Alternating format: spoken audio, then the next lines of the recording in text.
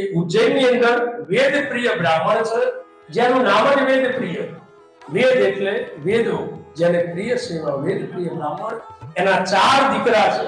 4 દીકરાઓની સાથે પાર્થેશ્વર શિવલિંગની સુંદર મજાની પૂજા કરે છે. એ પાર્થેશ્વર શિવલિંગની પૂજા કરતા કરતા એક દૂષણ નામનો દૈત્ય છે, બહુ જ ભયંકર. દૂષણ દૈત્ય આક્રમણ કરી આ પાર્થેશ્વર શિવલિંગની પૂજા કરવાથી વેદ પ્રિય બ્રાહ્મણ એની નામના વધવા લાગી, એની ઉજ્જૈનની સંપત્તિ વધવા લાગી. આથી દૂષણ દૈત્યએ આક્રમણ કર્યું.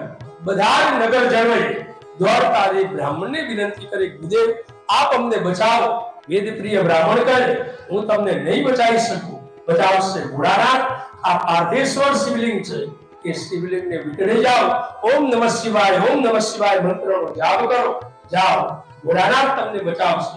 ત્યાં સુધીમાં તો બોલો દૂષણ દૈત્ય આવી ગયો અને જ્યાં ભોળાનાથનું શિવલિંગ છે, બધાને ઓમ નમઃ શિવાય, ઓમ નમઃ શિવાય મંત્ર જાપ કરતા જોયા. દૂષણ દૈત્ય હતો, ખડખડાટ હસવા લાગ્યો કે આ પથ્થર તમને શું બચાવશે, આ માટી શું તમને બચાવશે, લાવો આ માટીને ઉખાડી નાખો.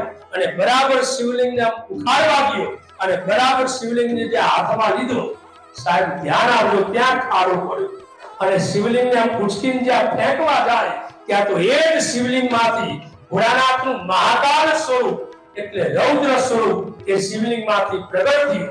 અને જ્યાં દૂષણ મારવા જાય છે, ભોળાનાથ એને મારતા નથી, નેત્રાગ્નિથી એ દૂષણ દૈત્યને બાળીને ભસ્મ કર્યો.